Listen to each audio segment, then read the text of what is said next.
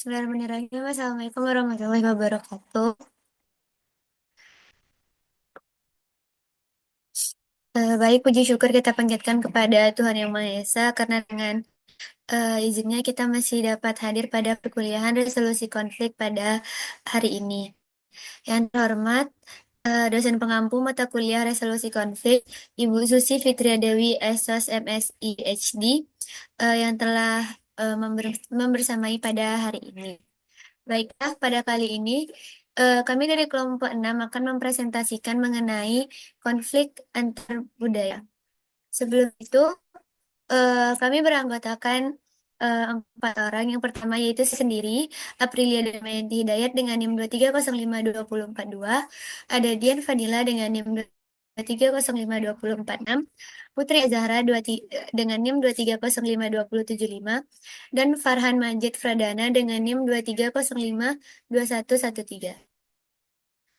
Baiklah, materi pertama yaitu mengenai konsep konflik ke dasar konflik budaya. Nah, konflik budaya ini dapat diartikan sebagai konflik yang disebabkan karena adanya perbedaan persepsi dan interpretasi terhadap identitas satu kelompok. Pendukung kebudayaan tertentu terhadap pendukung kebudayaan lain atau sistem pendistribusian sumber daya tertentu. Nah, perbedaan interpretasi ini sebenarnya tidak menghasilkan konflik bila tidak disertai dengan upaya-upaya menggalang identitas kelompok untuk menghadapi pihak lain yang memiliki akses yang lebih besar terhadap sumber daya yang diperebutkan. Nah, contoh dari konflik antar budaya ini yang pertama yaitu ada konflik suku Dayak dan Madura. Nah, konflik suku Dayak dan Madura ini sering disebut dengan perang sampit. Nah, konflik perang sampit ini dipicu oleh migrasi besar-besaran suku Madura ke Kalimantan sejak era kolonial dan meningkat melalui program transmigrasi Orde Baru. Nah, hal ini menimbulkan kecemburuan sosial dan ketegangan konflik di antara suku Dayak dan suku Madura. Pada tanggal 18 Februari 2001, konflik memuncak dalam kerusuhan berdarah yang menewaskan sekitar 600 orang, disertai dengan pembantaian massal dan eksodus besar-besaran warga Madura. Konflik ini disebabkan oleh beberapa hal. Yang pertama yaitu adanya perbedaan budaya dan gaya hidup. Suku Dayak dan suku Madura memiliki perbedaan pola pemukiman, pekerjaan, pendidikan, serta nilai sosial yang mencolok, sehingga dapat menjadi salah satu pemicu dari konflik tersebut. Selanjutnya yaitu ada dominasi ekonomi oleh suku Madura. Suku Madura ini menguasai banyak sektor ekonomi sehingga memicu kecemburuan sosial dari suku Dayak. Yang ketiga yaitu ada prasangka dan stereotip negatif. Masing-masing suku saling menaruh prasangka kepada suku yang lainnya, seperti anggapan bahwa suku Madura keras kepala dan melanggar hukum, sementara suku Dayak dianggap pemalas dan pendendam. Selanjutnya yaitu kegagalan penegakan hukum dan komunikasi antar etnis. Kurangnya penanganan yang tegas terhadap kasus-kasus kekerasan, serta minimnya dialog antar komunitas memperburuk ketegangan yang terjadi di antara kedua suku ini. Dan terakhir yaitu adanya pemicu langsung. Pemicu langsung ini disebabkan oleh pembunuhan seorang anggota suku Dayak di Malam yang dituduh kepada orang Madura menjadi pemicu langsung pecahnya konflik yang terjadi. Mekanisme penanganan konflik. Mekanisme penanganan konflik yang dilakukan meliputi beberapa langkah. Yang pertama yaitu evakuasi warga. Evakuasi warga ini khususnya warga Madura ke daerah lain untuk menghindari korban yang lebih banyak. Yang selanjutnya yaitu ada peningkatan keamanan. Dikerahkan pasukan TNI termasuk 276 personel dari UNIF 631 ATG untuk mengendalikan situasi yang tidak tertangani oleh aparat lokal. Yang selanjutnya yaitu ada penangkapan provokator. Pemerintah menangkap pihak-pihak yang dianggap sebagai penghasut atau pemicu konflik, sehingga tidak terjadi konflik lebih lanjut. Selanjutnya, ada rehabilitasi mental. Upaya pemulihan psikologis yang dilakukan untuk mengatasi trauma yang mendalam yang dihadapi oleh korban terutama dari suku Madura. Yang terakhir ada upaya damai. Upaya damai ini dilakukan dengan cara berdialog dan pertemuan antara perwakilan suku yang telah diupayakan. Namun, upaya damai ini awalnya gagal karena adanya hasutan dari oknum dan pihak-pihak lainnya. Selanjutnya, ada nilai yang dianut saat dan setelah berkonflik. Nah, saat berkonflik itu suku Dayak maupun suku Madura itu menganut beberapa nilai. Yang pertama yaitu ada nilai kesukuan dan solidaritas. Baik dari suku Dayak maupun suku Madura itu menunjukkan loyalitas yang tinggi terhadap kelompok etnis masing-masing. Hal ini memicu pembelaan kolektif saat salah satu anggotanya terancam. Jadi, mereka masih mementingkan eh, sukunya masing-masing. Yang selanjutnya ada nilai balas dendam dan harga diri. Nah, khususnya pada suku Dayak, pembalasan atas kematian suku dianggap sebagai kewajiban dan kehormatan.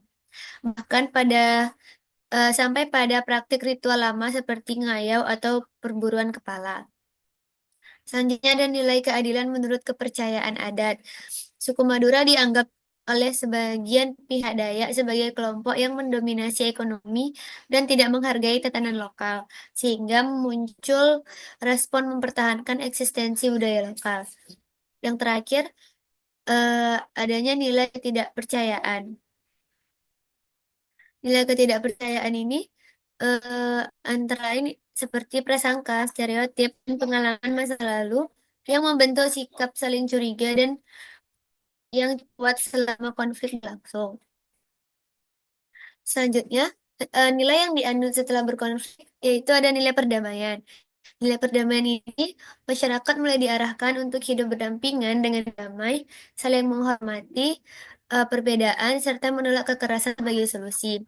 Yang kedua, ada nilai kebersamaan. Nilai kebersamaan ini, seperti pemerintah dan tokoh lokal masyarakat berupaya membangun kembali hubungan melalui dialog, pendekatan adat, dan rekonsiliasi antar kelompok etnis.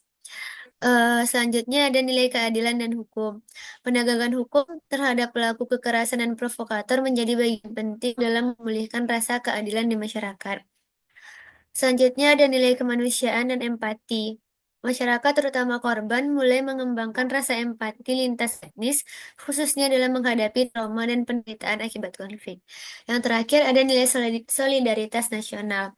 Upaya untuk menjaga keutuhan bangsa serupa di masa depan agar konflik serupa tidak terjadi dan menjadi pembelajaran kolektif masyarakat dan pemerintah. Oke, sekian materi dari saya. Materi selanjutnya mengenai konflik antar budaya di Aceh, Singkil, dan Medan akan dilanjutkan oleh Farhan Majid. Kepada Farhan Majid, dipersilakan. Baik, terima kasih pada moderator. Yang pertama itu ada sejarah dan latar belakangnya. Konflik antar umat beragama di Aceh Singkil terjadi akibat pembangunan rumah ibadah gereja tanpa izin resmi yang melanggar ketentuan peraturan bersama Menteri dan peraturan Gubernur Aceh. Konflik ini berlangsung sejak 1979 dan berulang beberapa kali, dengan puncaknya pada 2015, yang menimbulkan korban jiwa dan pengungsian warga. Pemicunya termasuk provokasi, penyebaran selebaran yang memuat hasutan, dan ketidakpatuhan terhadap kesepakatan pendirian rumah ibadah. Next. Adapun penyebab konflik terjadi, yang pertama itu adanya pendirian tempat ibadah tanpa izin. Nah, banyak gereja yang dibangun tanpa memenuhi syarat legal seperti izin mendirikan bangunan yang melanggar peraturan bersama Menteri Agama dan Menteri Dalam Negeri serta peraturan Gubernur Aceh. Hal ini memicu penolakan dari masyarakat Muslim sebagai kelompok mayoritas. Yang kedua, ketidakkonsistenan penegakan kesepakatan. Meskipun telah ada ikrar kerukunan bersama 1979 dan 2001, pelanggaran terhadap kesepakatan tersebut tetap terjadi. Hal ini menimbulkan ketidakpercayaan terhadap pemerintah daerah dan memperparah ketegangan. Yang ketiga itu ada persepsi ancaman budaya dan agama. Isu Kristenisasi dan penyebaran selebaran provokatif yang dianggap menghina Islam, menimbulkan kekhawatiran dan amarah di kalangan umat Muslim. Yang keempat itu ada perbedaan tradisi dan norma sosial. Nah, perbedaan dalam cara beribadah termasuk suara dan aktivitas ibadah yang terlihat kontras turut menimbulkan friksi sosial. Yang kelima itu ada ternak babi liar di wilayah Muslim. Nah, keberadaan babi liar di lingkungan Muslim dianggap sebagai bentuk provokasi atau tekanan sosial berdasarkan pengalaman serupa di wilayah lain seperti Medan. Yang keenam itu pengaruh luar dan provokasi eksternal. Selebaran dari organisasi gereja di luar Aceh yang memprovokasi umat Kristen untuk melawan umat Muslim meningkatkan keberanian tindakan kekerasan balasan termasuk penggunaan senjata api. Yang ketujuh ada letak geografis dan faktor sosial ekonomi. Nah, Aceh Singkil sebagai daerah tertinggal jauh dari pusat pemerintahan Aceh dan lebih terhubung ke Sumatera Utara. Memiliki dinamika sosial tersendiri yang membuat perbedaan identitas lebih tajam. Baik, next. Nah, mekanisme penanganan konflik. Yang pertama itu ada pemetaan akar konflik dan penahapan. Yang pertama itu ada sebelum konflik atau pra-konflik. Nah, perselisihan mulai muncul, misalnya pendirian rumah ibadah tanpa izin. Nah, konfrontasinya gimana? Nah, tindakan terbuka seperti protes dan demonstrasi. Nah, puncak ketegangannya seperti pembakaran gereja dan penembakan. Nah, akibat yang ditimbulkan itu korban jiwa dan para pengungsi dari masyarakatnya. Nah, pasca konfliknya gimana? Upaya normalisasi hubungan dan penciptaan kesepakatan baru.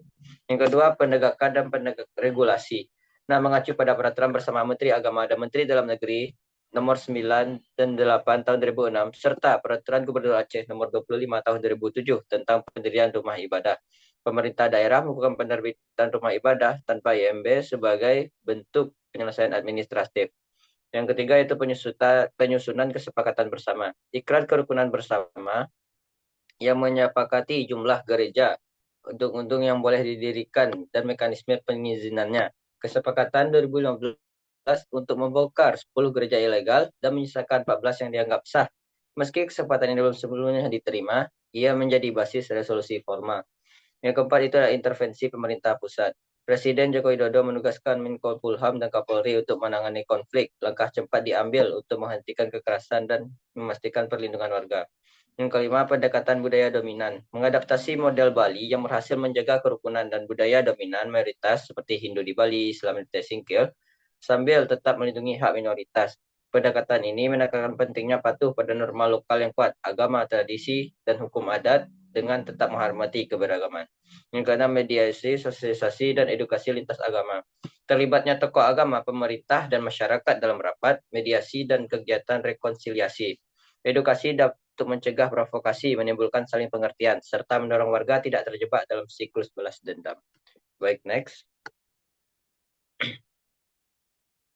Nah, nilai-nilai apa aja yang dianut saat dan setelah berkonflik? Nah, yang pertama itu ada nilai toleransi dan kerukunan. Ditekankan pentingnya hidup berdampingan secara damai antar umat Islam dan Kristen. Terdapat catatan sejarah awal hubungan yang harmonis, seperti kerjasama dan membangun gereja dan saling menghargai antar komunitas.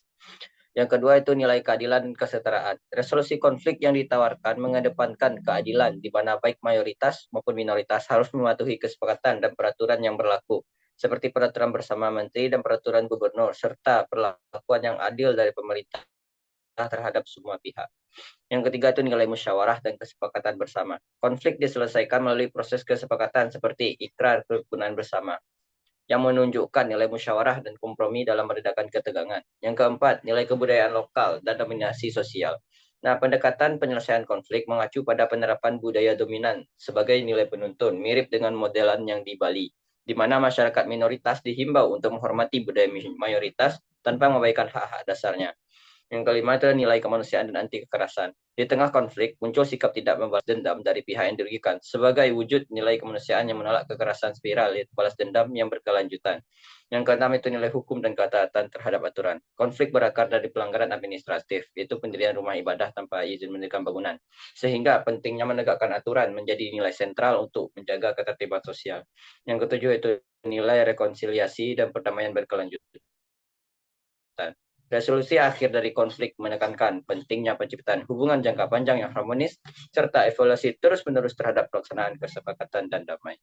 Baik, sekian dari saya kembalikan kepada moderator. Baiklah, terima kasih kepada Majid yang telah mempresentasikan. Selanjutnya yaitu mengenai konflik antar mahasiswa etnis Papua dengan etnis luar Papua di Jawa akan dipresentasikan oleh Dian Fadila. Kepada Dian dipersilakan. Baiklah, terima kasih moderator.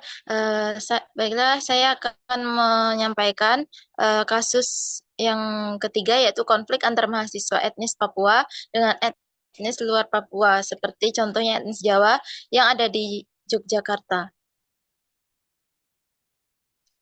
Sejarah dan latar belakang. Konflik sosial mahasiswa Papua di Yogyakarta ini melibatkan aparat setempat seperti ormas, aparat pemerintahnya, dengan mahasiswa Papua di Asrama Kamasan 1, Jalan Kusuma Negara. Di mana konflik ini yang awalnya tuh berubah menjadi dari yang biasa, berubah menjadi terus-menerus dan terulang pada tanggal 23 Agustus 2022 di asrama mahasiswa Papua Yogyakarta, di mana terdapat 1 orang tewas. Konflik ini berlangsung ketika ada rapat di asrama tersebut, yang menjadi konflik saling melempar dan penganiayaan. Sehingga tadi yang saya sebutkan mengakibatkan salah satu korban meninggal. Konflik ini melibatkan antara etnis Papua dengan etnis luar Jawa atau luar Papua yang cenderung membawa luka. Terus salah satu dosen sosiologi UGM Muhammad antara ini sering terjadi karena kurangnya ruang-ruang sosial perjumpaan antar etnis, sehingga kantong-kantong komunitas akan saling bersinggungan di ruang publik, seperti antara mahasiswa etnis Papua dengan mahasiswa etnis lainnya, seperti pada kasus ini.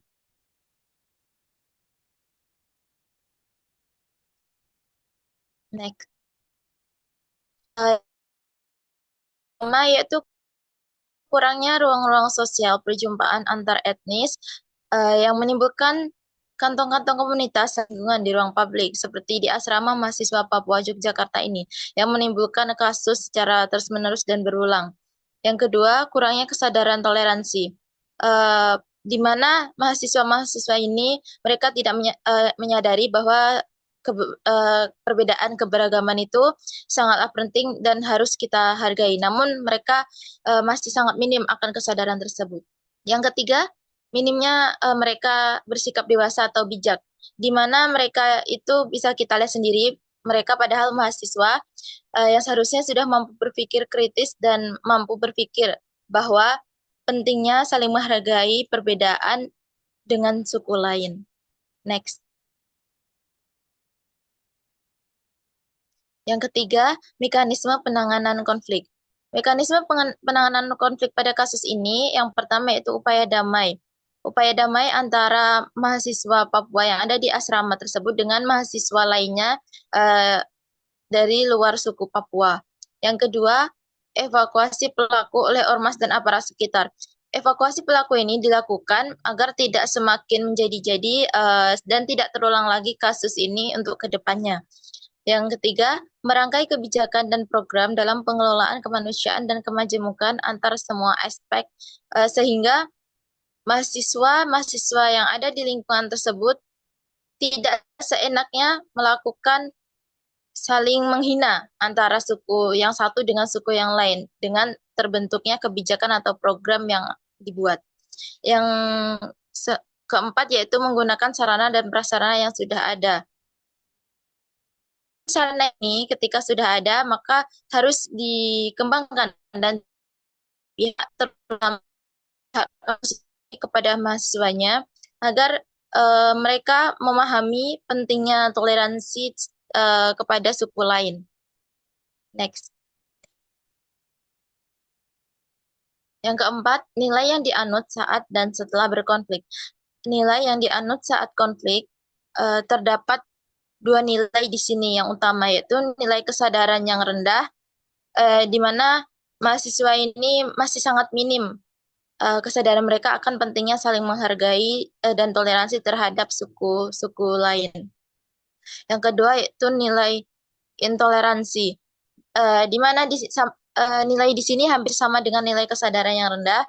Eh, Nilai toleransi ini maksudnya mereka sangat kurang akan pahamnya menghargai suku satu sama lain. Yang kedua yaitu nilai yang dianut setelah berkonflik, yaitu ada nilai perdamaian dan toleransi, di mana nilai ini di dalamnya kedua belah pihak seperti mahasiswa Papua ini dengan mahasiswa luar Papua ini, mereka saling berdamai dan saling meminta maaf agar terciptanya rasa toleransi satu sama lain. Yang kedua, nilai solidaritas. Nilai ini sangatlah penting setelah terjadinya konflik, karena setelah mereka berdamai tentunya untuk berhubungan selanjutnya, untuk saling menjaga keharmonisan, mereka akan saling bekerja sama dan solidaritas. Yang terakhir yaitu nilai kebersamaan. Setelah adanya nilai perdamaian, muncullah nilai kebersamaan yang dimana mereka akan melakukan hal-hal secara bersama seperti tadi, yaitu melakukan rapat bersama. Sekian penyampaian materi dari saya kembalikan kepada moderator.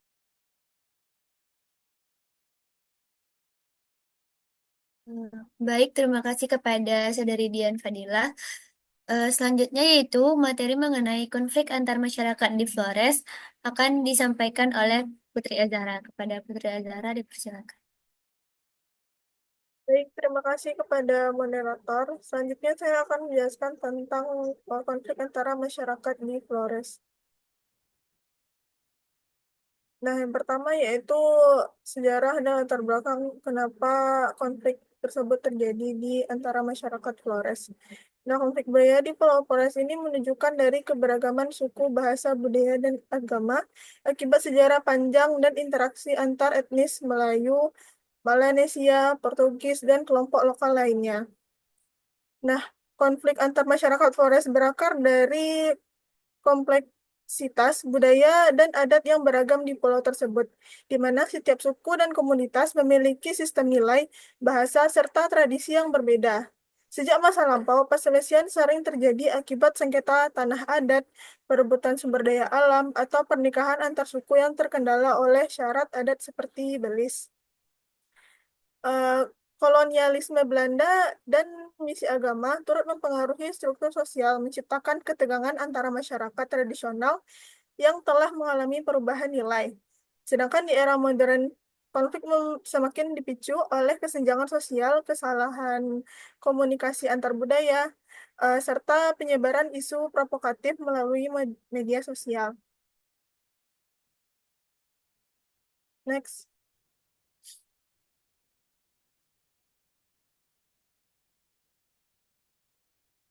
Selanjutnya, kenapa konflik antar budaya di Flores ini bisa terjadi? Pertama, yaitu perbedaan bahasa dan simbol budaya. Di Flores ini terdapat banyak suku dan subetnis dengan bahasa dan dialek masing-masing. Kata atau ungkapan yang netral dalam satu budaya bisa bermakna ofensif dalam budaya lain. Seperti kata mena, dalam salah satu komunitas bisa berarti di sana, namun dalam komunitas lain bisa dianggap sebagai kata kasar atau umpatan.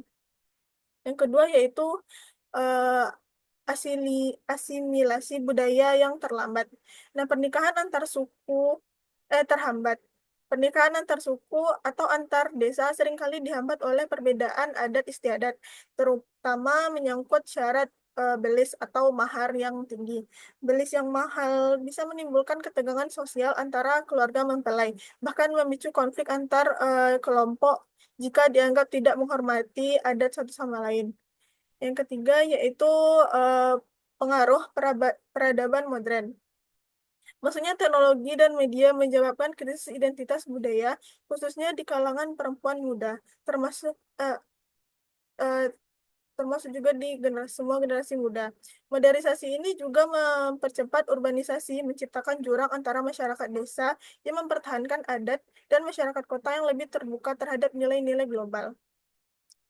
Selanjutnya yaitu kesalahan komunikasi antar budaya. Komunikasi antar kelompok etnis yang berbeda bisa dianggap bisa terganggu oleh perbedaan dalam ekspresi verbal atau nonverbal. Nah, sebuah gerakan tangan, nada bicara, atau bahkan cara duduk bisa ditafsirkan berbeda oleh kelompok lain, memunculkan kesan tidak sopan atau menantang. Yang terakhir yaitu penyebaran isu melalui teknologi. HP dan media sosial semakin mudah diakses, namun juga menjadi sarana penyebaran isu provokatif yang dapat menyulut emosi dari masyarakat daerah. Misalnya unggahan atau pesan berantai yang menyudutkan satu kelompok atau penyebaran fitnah sering diterima mentah-mentah tanpa klarifikasi. Ketentangan ini diperparah dengan rendahnya literasi digital dan budaya klarifikasi dalam masyarakat. Next. Selanjutnya yaitu mekanisme penanganan konflik. Yang pertama yaitu rekonsiliasi adat. Dalam kasus seperti kawin lari dilakukan ritus adat untuk meredakan ketegangan dan menyesuaikan norma sosial. Lalu ada pendidikan lintas budaya, di mana ditekankan pendidikan dan integrasi antar budaya untuk mengurangi kesalahpahaman. Lalu ada pemanfaatan komunikasi lintas budaya, di mana teori komunikasi lintas budaya digunakan sebagai pendekatan untuk membangun pemahaman bersama dan menghindari konflik lebih lanjut. Yang terakhir yaitu penguatan lokal, seperti perjalanan budaya daerah di sekolah dan hari berbusana tenun nasional.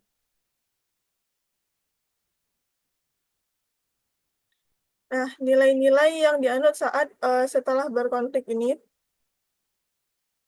yaitu saat berkonflik, pertama yaitu nilai primordialisme dan etnosentrisme masih kuat sehingga kadang memperburuk konflik.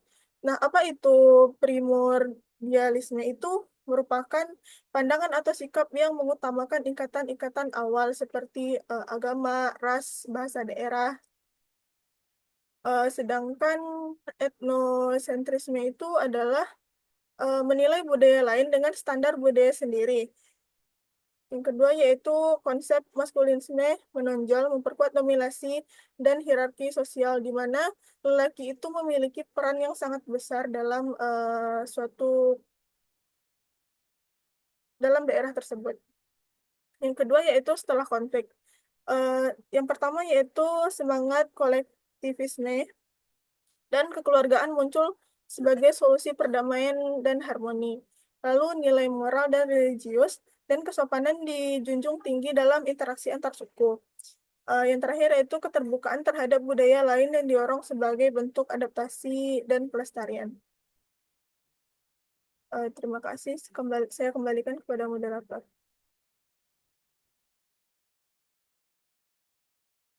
Baik, terima kasih kepada Putri Azahra.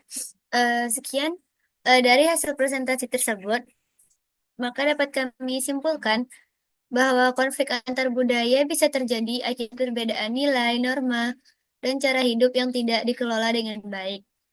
Ketegangan ini dapat memicu kekerasan jika tidak dibarengi dengan prasangka, ketimpangan sosial, dan lemahnya komunikasi. Penyelesaian konflik membutuhkan toleransi, dialog, dan peran aktif dari semua pihak dalam membangun keharmonisan dalam masyarakat.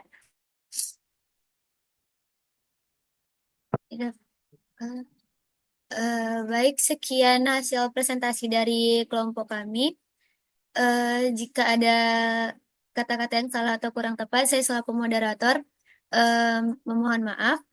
Wabillahi taufiq wal hidayah. Wassalamualaikum warahmatullahi wabarakatuh.